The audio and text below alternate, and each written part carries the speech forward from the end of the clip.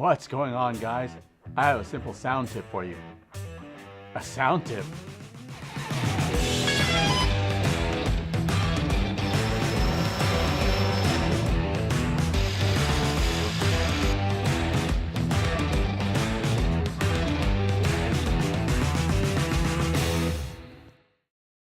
I'm the first to admit, I'm not a sound expert.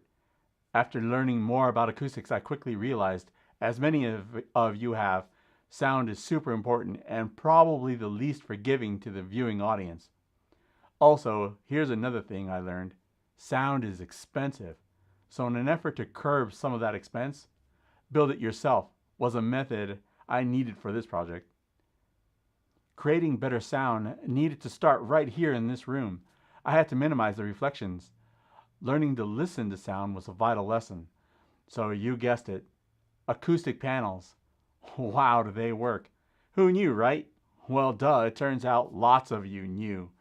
Okay, so I'm not going to get into the specifics, but just a quick explanation as to why they work.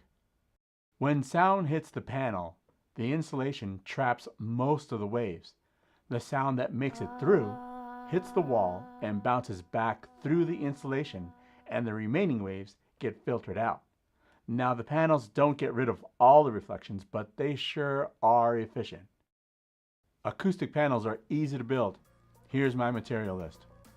A 2x4, some wood screws, wood glue, fabric adhesive spray, gaffer's tape, staples, rubber bumpers, drywall anchors, some fabric, window screening, and Safe and Sound from Roxol.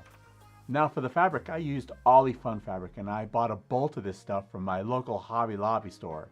Used their 40% off coupon to make it less expensive. Here's a quick tip. Buy a material you can see light through. If you can't see light through it, sound can't get through it. Time for the build.